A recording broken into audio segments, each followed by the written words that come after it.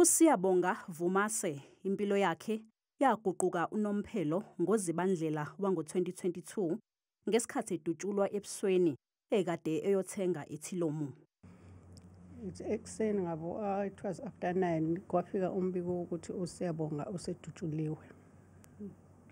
So kwathiwa usephuthunyiswe esibhedlela ePrince Mshiyeni lapho esaphuthuma sayomthola khona esizwa odokotela.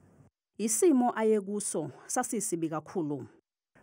Wayehliphizekile amazinyo nje ayengekho wonke isilebu sasingekho. So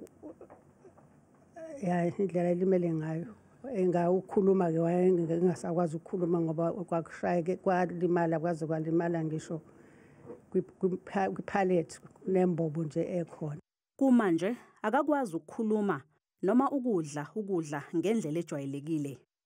Udla ukudla okugayiwe nsuku zonke esebenzisa umshini wokugaya ukudla iblender.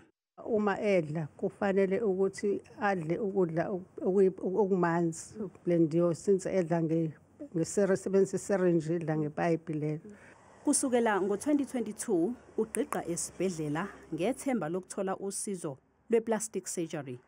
Siyafisa ukubona enziwa i-procedure le edinga ukuthi enziwe ngoba nathi sinethemba ngoba nokuphila kwakhe ngoba uThixo sithi uyena osisizile khona konke.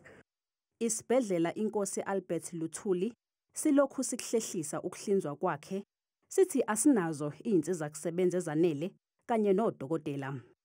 Uvumase kumanje usebenzisa ipeni nephepha ukuxhumana nabantu. Isicelo sakhe sinye nje vo ukuthi umnyango wezempilo uhlinzeke izibhedlela ngezinsiza kusebenza ukuze ezothola usizo ngokusheshsha. Umnyango wezempilo KwaZulu-Natal yima usazophendula kulolu daba.